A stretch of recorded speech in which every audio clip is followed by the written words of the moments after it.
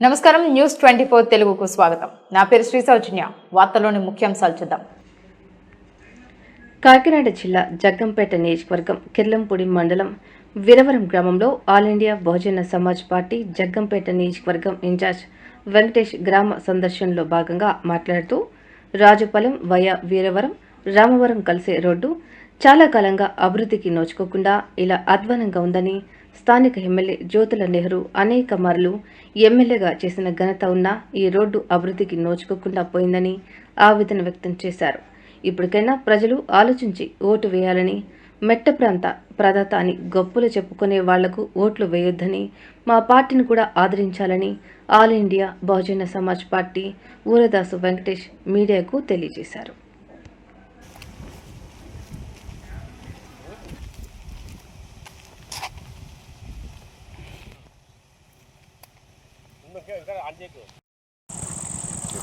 కాకినాడ జిల్లా కిర్లంపూడి మండలం వీరవరం గ్రామం. నా పేరు ఊరదాసు వెంకటేష్.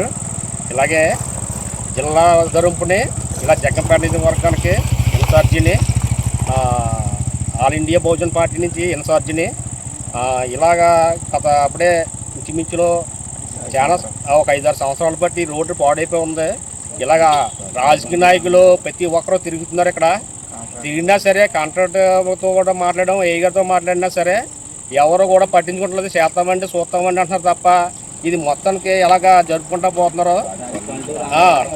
రాజపాలెం నుంచి రామవరం దాకా కూడా పేదలు చాలా ఇబ్బంది పడిపోయి దీని మీద కూడా రోడ్డు మీద కూడా ఇప్పుడు పిక్కేసేసారు. పిక్కేసింది ఆ బళ్ళు మీద బళ్ళు పక్క కొట్టేసి మామూలుగా పడిపోతున్నారు జనాలు. 4-5 పడిపోవడం కూడా జరిగింది. నాకు కంప్లైంట్ చెప్పారు.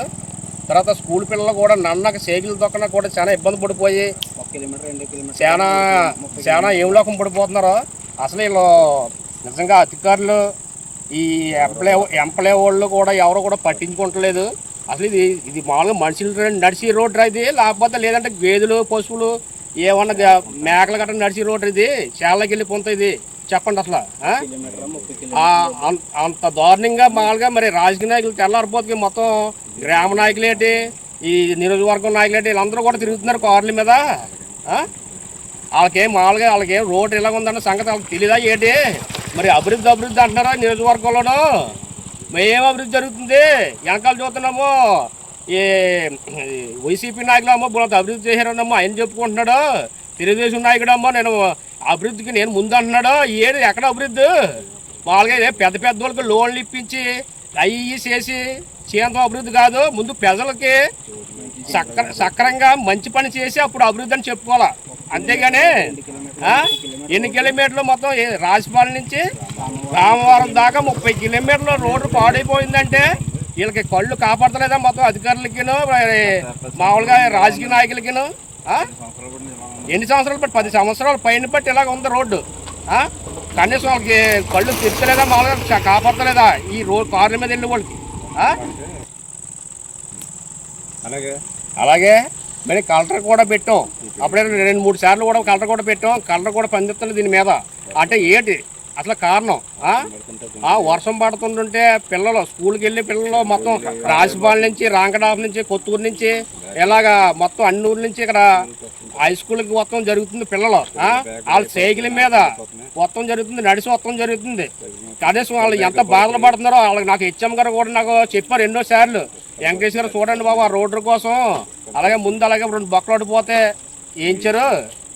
రోడ్డు ఎదురాకి ఈ ముక్కని వేయించండి బాబు అనేసి ఆ హెచ్ఎం గారు ఏంటి మేస్టర్లు కూడా నాకు అప్పుడే 2-3 సార్లు చెప్తాం కూడా జరిగింది. మొత్తం తల్లిదండ్రులు కూడా అల్లిపోతున్నారు స్కూల్కి పంపాలంటేను. మరి అసలు మరి ఇవన్నీ జరుగుతున్నా సరే మామూలుగా అసలు ఏం చేస్తున్నారు అధికారులు? మరి అభివృద్ధి అంటారు. ఎక్కడ అభివృద్ధి ఉందో చెప్పండి. ఏ పార్టీ వచ్చినా సరే వాళ్ళ పనుల కోసం, వాళ్ళ ఇంట్లో వాళ్ళ కోసం, వాళ్ళ సోదరుల కోసం వాళ్ళు చూసుకుంటారు తప్ప ప్రజల కోసం ఇబ్బందులు పడేది కోసం ఏది కూడా పట్టించుకుంటలేదు అసలు. ఈ రోడ్డుని మాత్రం త్వరలో ఎంత బేగా చేస్తే మంచిది, ఎంత బేగా చేస్తే బాగుంటుంది. లేదంటే ఆ తర్వాత ఎక్కడికి వెళ్ళాలో ఏం చేయాలో నేను చేసి చేపిస్తానని నేను మీడియా ప్రకారంగా నేను ఎనర్జీ చెప్తున్నాను. ఊళ్ళో పని చేస్తున్నామండి. చాలా ఇబ్బంది పడుతున్నాం. వెళ్ళడం రావడం, గోతుల్లోని పడిపోవడం అలా జరుగుతుందని చాలా ఇబ్బందిగా ఉంటుంది. కానీ మా అన్నయ్య అది పని చేస్తామండి జైల్లోనే. ఈ వర్షం పడటంలో ఈ ఆడవాళ్ళు స్కూల్ పిల్లలు చాలా ఇబ్బంది పడుతున్నారండి. స్కూల్ పిల్లలు అయితే చాలా అవస్థలు పడుతున్నారండి. ఇలా ముక్కుల నుంచి ఇలా బీకొత్తు నుంచి ఇలా వీళ్ళందరూ వచ్చిన వాళ్ళందరూ కూడా చాలా ఇబ్బంది పడుతున్నారండి. పిల్లలు స్కూల్ పిల్లలు పడిపోవడం, టైర్లు అవి చిదిగిపోవడం. ఈ ఊరు నుంచి ఈ ఊరికి ఎంత దూరం ఉంటుంది ఇంచుమించుగా? 3 కిలోమీటర్లు అండి. ఈ 3 కిలోమీటర్లు కూడా ఏ అధికారి స్పందించట్లేదా? లేదండి, ఎవరు స్పందించలేదండి. ఓకే. ఈ అలాగే రావడం కూడా అలాగే అదే పరిస్థితి అండి. మాకు ఎలా వెళ్ళాలన్నా కూడా చాలా ఇబ్బందిగా ఉంటుందండి. అప్పుడే ఇంచుమించుగా ఇది 10-15 సంవత్సరాల నుంచి ఈ రోడ్డు ఇలా పరిస్థితి ఇదండి. ఎప్పుడు ఈ రోడ్డు మారలేదండి. ఏ రాజకీయ నాయకుడు వచ్చినా మారలేదండి. ఎప్పుడన్నా మారుతుందని చూస్తున్నామండి. ఓకే.